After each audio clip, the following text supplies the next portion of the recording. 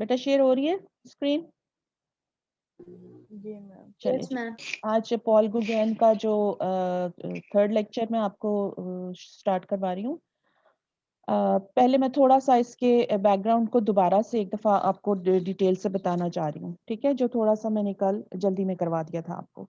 उसमें ये है कि आई वंडर आप लोगों ने इसको गो थ्रू किया है या नहीं किया। लेकिन गुगेन की थोड़ी सी जो इम्पोर्टेंस उसकी अर्ली लाइफ की है, वो ये है कि वो अच्छी फैमिली से एक तो था, और उसके फादर की उसकी छोटी एज में ही डेथ हो जाती है, लेकिन उसकी जो मदर थी वो एक अच्छी फैमिली से बिलोंग करती थी। तो उसके फादर की डेथ के बाद व्हेन ही वाज 4, इसका जो फादर है ना उसकी व्हेन ही वाज 3 तब डेथ हो गई थी। एंड व्हेन ही वाज 4 तो ये अपनी मदर की जो फैमिली है वहां शिफ्ट हो गया था। तो since she belong to a noble family, तो वहां पर इसको नीग्रो सर्वेंट्स और काफी ओरिएंटल सा इन्वायरमेंट मिला और बहुत लग्जरी रही इसके लाइफ में। और ये शायद कहते हैं कि जो नीग्रो सर्वेंट्स के साथ ये इसने ग्रो किया था, इसका चाइल्डहुड गुजरा, तो शायद कोई वो चीजें भी इसके काम के अंदर इफेक्ट करती हैं जब ये जो है प्रिमिटिव होने की बात करता है। एट व्हेन ही वाज 17, तो इसने एज पायलट अप्रेंटिस एक शिप ज्वाइन की जो कि कुछ ट्रेडिंग का मटेरियल लेके जा रही थी। यानी कि जो थे इसकी फैमिली चाहती थी कि ये नेवी मर्चेंट बने। तो उसने ज्वाइन भी किया, ये बन भी गया, लेकिन फिर इसने छोड़ दी। 3 साल तक काम किया और फिर इसने छोड़ दिया। और फिर इसने पेरिस में आकर एक स्टॉक ब्रोकर का ऑफिस ज्वाइन किया और बड़ा सक्सेसफुल बिजनेस इसने स्टार्ट किया। और यही वो टाइम था कि जब इसने he got married, he had 5 children. मगर कहते हैं कि जो इसकी अपनी एक तबीयत के अंदर रेस्टलेसनेस थी, उस वजह से इसने अपना वो जो बहुत अच्छा सेटल्ड बिजनेस था उसको भी छोड़ा। बल्कि उसके जब ये कर रहा था बिजनेस, तो साथ साथ इसने कुछ अपनी एक्टिविटीज और शुरू कर दी आउटडोर। इसका पैशन फॉर ट्रैवलिंग जो है वो इसका बिल्कुल व्हेन ही वाज 17 तभी स्टार्ट हो गया था, जब वो फर्स्ट टाइम शिपमेंट के लिए गया। क्योंकि फ्रॉम नाउ ऑन आप देखोगे कि ये कंटिन्यूस ट्रेवल में रहेगा, continuously he will be travelling. तो उस ट्रैवलिंग से इसने क्या क्या इंस्पिरेशंस ली, कहाँ कहाँ से ली, जिसके अंदर काफी मैंने आपको डिटेल से कर इसका बताया था, वो भी मैं दोबारा भी एक्सप्लेन करती हूँ। तो ये जो है इसके बाद इसने कुछ और चीजें भी स्टार्ट कर दी, क्योंकि एक चीज से ये सेटिस्फाइड नहीं होता था। इसकी नेचर बड़ी रेस्टलेस किस्म की थी। इसने शौक के तौर पर ना एक चीज जो स्टार्ट की वो थी पेंटिंग। अब जब ये पेंटिंग इसने स्टार्ट की है, तो शुरू में इसका काम इम्प्रेशनिस्ट के इन्फ्लुएंस में था। और सबसे ज्यादा ये इसने भी इंस्पिरेशन ली पिज़ारो से। जैसे मैंने आपको पहले भी बताया था कि पिज़ारो एक वो इम्प्रेशनिस्ट, सीनियर इम्प्रेशनिस्ट आर्टिस्ट है जिसने अपने यंगस्टर्स को बहुत इंस्पायर करना है। आपने देखा पिज़ारो ने सुज़ैन को भी बहुत सपोर्ट किया, गुगैन को भी बहुत सपोर्ट किया, और इवन वैन गॉग को भी बहुत सपोर्ट किया इमोशनली। सबसे बड़ी सपोर्ट होती है इमोशंस की, सेंटिमेंटल। तो वो इनके लिए बहुत सपोर्टिंग रहा, इनकरेजिंग रहा। और गुगैन, सुज़ैन और वैन गॉग ये तीनों जो हैं इन्फ्लुएंस होते हैं पिज़ारो से। तो पिज़ारो की कंपनी में रहते हुए गुगैन ने भी इम्प्रेशनिस्ट एग्जीबिशंस में पार्टिसिपेट किया। That was in 1880, 81 and 82। लेकिन ये कोई भी कामयाब इसकी एग्जीबिशंस नहीं हुई, और ना ही इसका जो काम था वो कोई इतना आउटस्टैंडिंग था। बल्कि कहते हैं कि उसके करियर का सबसे ज्यादा अनसक्सेसफुल काम इसी पीरियड में था। फिर 83 में इसने अपना बिजनेस छोड़ दिया। He gave up his business. और इसकी फैमिली लाइफ साथ ही डिस्टर्ब होने स्टार्ट हो गई। कुछ टाइम पीरियड के लिए ये कोपेनहेगन में अपनी वाइफ की फैमिली के पास चला गया। वहां से भी इसने कुछ इतना सेटल नहीं हुआ। तो एक इसने अपना एक बेटा लिया और ये पेरिस वापस आ गया। पेरिस में वो रहना नहीं चाहता था, मगर पेरिस वाज द प्लेस जहां से उसको ये फील होता था कि मुझे एक बूस्ट मिलेगा या मेरा काम यहाँ बिकेगा, in other words, in simple words. तो यहाँ पर आता था, लेकिन यहाँ पर उसने रहने की कोशिश की, और यहाँ कुछ टाइम पीरियड इसने पेंट भी किया। और मगर जो भी इसने पेंट किया, वो इसने यहाँ पर हार्डशिप्स बहुत फेस की। एक तो ज़ाहिर है, obviously it was an expensive city, तो उस सिटी में रहना, अपना लिविंग, बोर्डिंग, लॉजिंग, सारा कुछ उसके लिए बहुत डिफिकल्ट था। बड़ी हार्डशिप्स उसने फेस की। और 86 में इसने कोई 20 पेंटिंग्स थी जो कि डिस्प्ले की। मगर ये सब की सब पेंटिंग्स जो थी, उसके लिए एक फेलियर ही बनी, और जो कुछ भी पैसे इसके पास थे, जो कुछ भी इसके पास था, वो इसका सारा ही खत्म हो गया, और ये काफी ज्यादा डेब्ट में भी आ गया। यहाँ पर पेरिस में ये वैन गॉग के भाई को भी मिलेगा। जब वैन गॉग पढ़ेंगे आपको फिर समझ आ जाएगा। इस वैन गॉग का जो भाई है, वो जो था एक बहुत अच्छा कामयाब आर्ट डीलर था। तो ये चाहता था कि आर्ट डीलर्स के पास रहे, ताकि पेरिस में, ताकि इसको आर्ट डीलर्स के थ्रू कोई मौका मिल सके अपनी पेंटिंग्स को बेचने का। मगर ये है कि वो still he was very unhappy, और ये सब चीजों के साथ उसकी पर्सनालिटी के अंदर बहुत ज्यादा एजिटेशन भी आ गई। इनफैक्ट एजिटेशन शुरू से इसके अंदर थी, जिसकी वजह से वो कहीं सेटल ही नहीं हो सका, ना जॉब में, ना बिजनेस में, ना फैमिली के साथ। उसके अंदर एक कंटिन्यूस अर्ज थी टू फाइंड समथिंग, वो नई से नई चीज करनी, नई से नई बात करनी।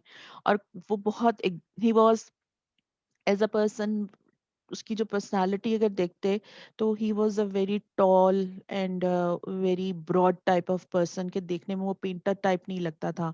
जैसे सजैन छोटा सा, शाय सा, मॉर्बिड सा, तो ये बिल्कुल उसके ऑपोजिट था। वैन गॉग भी बिल्कुल ऐसा ही था, छोटा सा, दुबला पतला, और बियर्डेड, और बहुत ही लो सी पर्सनालिटी थी उसकी भी। लेकिन उन दोनों के कंपैरिजन में जो गुगैन है, he was very tall, he was very broad, और वो देखने में तो पहले आर्टिस्ट लगता भी नहीं था। तो और साथ ही उसकी अपनी पर्सनालिटी भी ऐसे ही बहुत agitated, he was very strong, very bold, very aggressive. तो उसके लड़ाइयाँ झगड़े हिस्ट्री में बड़े मशहूर हैं। इस अपने पॉइंट ऑफ व्यू से हटता नहीं था, और वो कोशिश करता था दूसरे को अपने पॉइंट ऑफ व्यू पे कन्विंस करे। अब जैसे इसका इसका पॉइंट ऑफ व्यू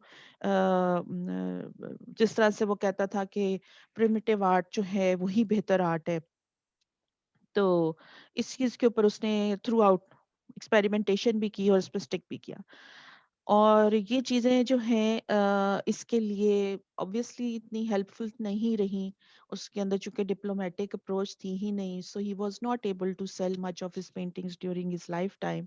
और जो शुरू के टाइम पीरियड की इसकी पेंटिंग्स हैं, उसके अंदर कोई इसको इतनी सक्सेस मिली भी नहीं, या वो आर्टिस्टिकली भी कोई बहुत सुपीरियर पेंटिंग्स नहीं समझी जाती। मगर with the passage of time, जैसे जैसे उसके ट्रबल्स बढ़ते गए, प्रॉब्लम्स उसके लोगों के साथ, उसके हेल्थ के, उसके फैमिली के इश्यूज बढ़ते गए, तो यहाँ पेरिस में भी उसका रहना काफी मुश्किल हो गया। फिर उसने 1883 में वैन गॉग जो था, वो गुगेन से बहुत इंस्पायर्ड था, उसकी पर्सनालिटी से, उसकी डोमिनेशन से, उसकी बातों से, उसकी थेरी से। हालांकि तो दोनों के काम करने के तरीके बिल्कुल फर्क थे, मगर ओवरऑल वो उसके स्टाइल से बहुत इंस्पायर था। तो वैन गॉग ने उसको इनवाइट किया 88 में आल्स में। At that time Van Gogh was in Arles. वहां इसने उसको अपने घर में इनवाइट किया। एक कमरा था किराए का जिसमें वो रह रहा था। और वहां पर जब ये था, तो दोनों अपने कैनवसेस उठा के बाहर आउटडोर जब जाते थे पेंट करने, तो ये जो पेंटिंग आप देख रहे हो ना, द विमेन ऑफ आल्स, इस वक्त जो स्क्रीन पर है, ये वो पेंटिंग है जो उन दोनों ने वहां पर एक स्पॉट पर पेंट की थी। जब आप वैन गॉग की देखोगे तो आप देखना, ये जो फ्रंट का फिगर है ना, बिल्कुल वैन गॉग की स्टाइल ऑफ पेंटिंग से बोरोड है। लेकिन जो बाकी उसकी एप्लीकेशन ऑफ कलर है ना, जिस तरह से वो बिल्कुल फ्लैट कलर एरियाज में चीजों को अप्लाई कर रहा है, this is something which belong to Gauguin specially. अच्छा, यहाँ पर एक इम्पॉर्टेंट चीज है, that he combined the broad color areas of medieval stained glass with the elegant outlines and unusual perspectives of Japanese art. कल मैंने काफी डिटेल से आपको ये बात समझाई थी. Instead of giving his figures artistic volume, he has rendered them abstractly in line and flat areas. ये 252 पेज के ऊपर है, मैं पढ़ रही हूँ. People and जी nature पिक्चर are के ऊपर। are distorted here into carefully arranged and rhythmical patterns since to the work of the contemporary Norwegian Edvard Munch. जब आप expressionism पढ़ेंगे तो हम Edvard Munch को भी देखेंगे. At this stage, the objective and stylized manner of women of arts makes Gauguin a collaborator of Cézanne and Seurat in their attempt to control nature. अब मैंने आपको कल भी बताया था, बैकग्राउंड में देखो सूर्य की तरह के कलर लगाए हुए हैं और बाकी जी कॉम्पोजिशन में प्लेन्स के अंदर डिवाइड करके सिजैन वाला, और कॉन्सेप्ट उसका यही था that they wanted to control nature rather than to record nature. और इस चीज को गुगैन ने सिंथेसिज्म का नाम दिया था. अब ये सिंथेसिज्म के ऊपर भी सवाल आ सकता है आपका, ठीक है, घबराना नहीं है कि सारी एक ही चीजें हैं, सिर्फ नाम बदल बदल के आए हैं. उसके बाद इसका जो फेज आना है, that phase is of symbolism. उसकी ये पेंटिंग है. सिंबोलिज्म इसके काम के अंदर स्टार्ट होता है और बकायदा ये एक मूवमेंट चलेगी जिसका नाम जो जो है ही सिंबोलिज्म. ये इसकी फर्दर डेवलपमेंट है काम की, ठीक है, जिसके अंदर इसने ये येलो क्राइस्ट पेंट किया और एक और पेंटिंग थी जो उसका नाम है Jacob struggling with the angels. अब इसको कंपेयर करो अगर वुमेन ऑफ आर्ट्स के साथ, तो आप देखोगे कि थोड़े से ड्रेसेस आपको उसी तरह के दिखते हैं. अब ये एक पेंट करना कि बॉडी जो है क्राइस्ट की येलो है, दैट इज समथिंग, ऐसी कोई चीज है जो हम विटनेस नहीं करते, ठीक है. फिर येलो बॉडी के साथ जो बैकग्राउंड है, आप देखो फोरग्राउंड और बैकग्राउंड में जो उसने लैंड के कलर्स लगाए हुए हैं और ट्रीज को जिस तरह से उसने रेडिश ऑरेंज पेंट किया हुआ है, तो ये सारा कुछ जो है एक अनसीन लैंडस्केप है.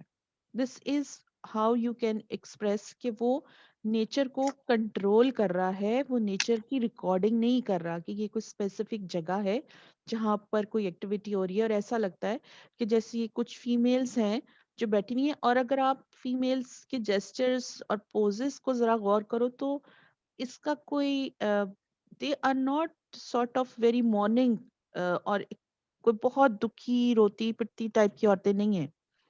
They are not mourning to the extent जो कि हम इस क्रूसिफिक्शन के टाइप की हमने पेंटिंग्स में पहले देखा है हिस्ट्री में. तो अब यहाँ पर बात ये हो रही है अ,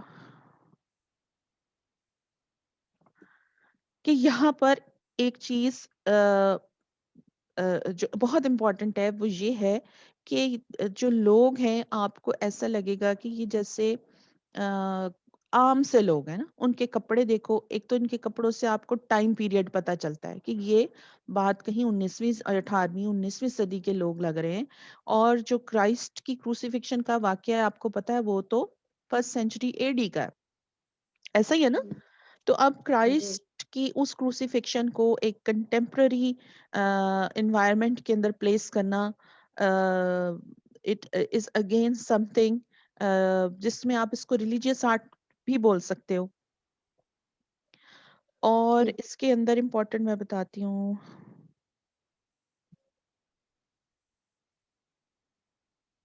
the women coming from the church, painting में इस तरह लग रहा है कि जैसे वो कहीं चर्च से आ रही हैं.